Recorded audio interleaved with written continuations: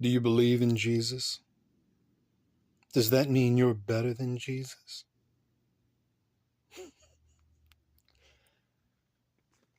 I'm looking at the Bible. John chapter 14, verse 12. Verily, verily, I say unto you, he that believeth on me, the works that I do, shall he do also, and greater works than these shall he do. Jesus just called anyone that believes in him greater than him. I don't care what anybody says. I actually, I've watched people, all kinds of pastors try to explain it away, even though it's like right there. It's funny. The other funny part about this particular piece of the Bible, if you believe in this stuff, is it starts in like verse 13, chapter 13. First Jesus starts washing his disciples' feet, which is kind of an uncomfortable thing. Simon Peter said to Jesus, Lord, not my feet. Or actually, where is it? He comes to Simon Peter, and Peter said to him, Lord, dost thou wash my feet? Actually, I should even back up. It says Jesus took his clothes off and put a towel around himself. It says, cast aside his garments, took a towel, and girded himself. After that, he poured the water into the basin, began to wash his disciples' feet. I don't know about you, man, but if one of my friends took his clothes off and wrapped a towel around himself and started washing my feet, I'd be like, hey, dude, what the fuck are you doing, man? But anyway, that's the story, right? He comes to Simon Peter, and Peter said to him, Lord, dost thou wash my feet? And they're like, really? And Jesus answered and said unto him, what I do thou knowest not now, but thou shalt know hereafter. Peter said unto him, thou shalt never wash my feet. Jesus answered him, if I wash thee not, thou hast no part with me. Simon Peter said to him at that point, Lord, not my feet only, but also my hands and my head. Like, get down, clean me up.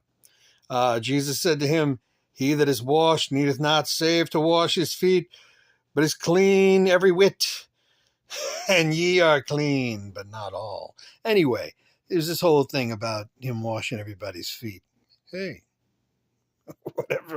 whatever floats your boat, as they say, right?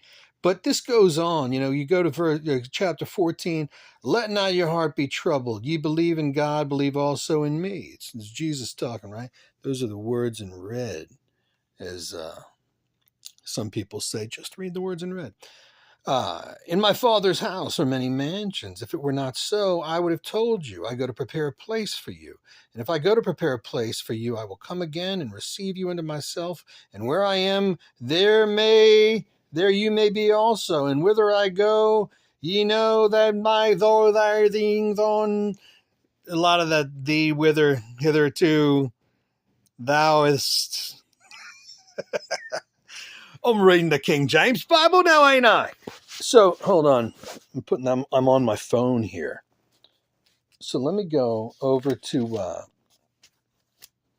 and this carries on from 14, 15, like beginning of 15.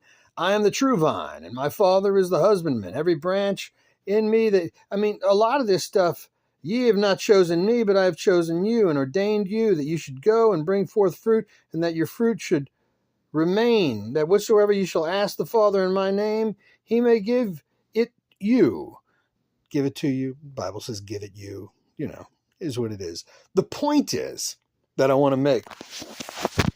I'm dropping my phone. The point that I want to make here is that this goes on and on and on, all the way to 16. It actually continues on in 17. But there's something interesting.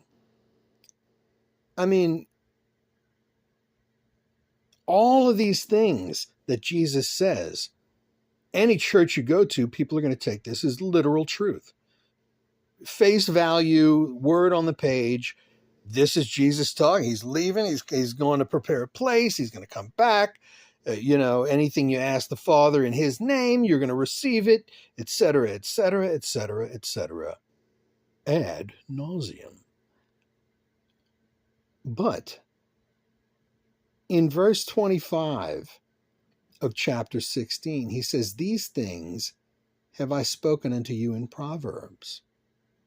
But the time cometh when I shall no more speak unto you in Proverbs, but I shall show you plainly of the Father." What's a proverb? Do you know what a proverb is? A proverb is a comparison. A proverb is a metaphor. A proverb is an analogy. A proverb is an allegory. A proverb is a picture of something else. So if I take that verse that Jesus just said and say, hey, Jesus said so, so guess what? I'm better than Jesus. I'm only speaking in metaphors, just like the book says. The interesting part is, though, is that every church anybody goes to, if we're going to get, if there, let's just put it like this, if, capital I, capital F, if there is some truth to be gained in the Bible, and you're going to find that truth via verses like the ones we just read, Jesus plainly says, in the middle of saying all this shit, that he's talking in riddles, man. In other words, he's giving you a picture of something else. He's not speaking clearly. And so it would be up to me and you and anybody else, if we're going to glean any wisdom from these words, to figure out what the hell he's talking about. All right? I just want to point that out. The vast, I want to say vast majority, every church that I've ever been to, and I'm going to go ahead and if I had some money, I'd put it down. If we were betting, I'd bet every church you walk into, in any city that you happen to be in these great United States of America, they're going to be preaching this shit literally. Literally. And he just said it wasn't literal. So what are they talking about? What does Jesus mean when he's saying all those things that he's saying? That's what I want to talk about. Or at least it's part of what I want to talk about on this channel. And I'll get back to some more of my my little ghost stories, strange stories, things that have happened to me, in a spiritual sense, if you will. I call them spiritual because they're actual experiences that I went through, and they're weird.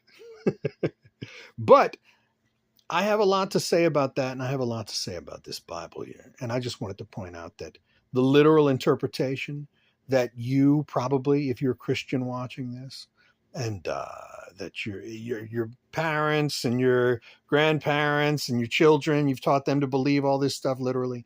Jesus just said it isn't literal. He's speaking in Proverbs when he's telling you that he and the Father are one, and he blah blah blah. Everything he says, he just said. In the middle of it, he stopped and he said it was a proverb. And it's interesting, when I started writing a book years ago about the Bible, and the reason I started writing it, I was reading the book of Job, and there's a place, actually there's a few places, where it says, as you're reading, it says, and Job continued his parable. But Job never begins a parable. If you go all the way back to the book of Job, and I did, when I first saw it, I said, that's weird. And I started the book over and I read it again. And then I did this a few times just to see, where does Job begin his parable? And he never does. And I believe I've decoded the book of Job like no one else ever has. And I have a pretty interesting nugget of information to pass on regarding the book of Job. If anybody's interested, click the like and subscribe button. If you don't give a shit about Jesus or church or anything, you should definitely hit the like and subscribe button, because this is going to be interesting. If you do give a shit about Jesus and church, you should also hit it, like and subscribe, because it's going to be interesting. And also it'll make me feel good, and it'll make you feel good to hear somebody say something other than the same old shite that you hear all the time, every time you walk into a church anywhere, ever, forever. Maybe you'll learn something. Because I'm better than Jesus. And so are you, because he said so. Metaphorically, that is. We'll talk again soon. In the meantime, love, only love. Don't forget the love bit.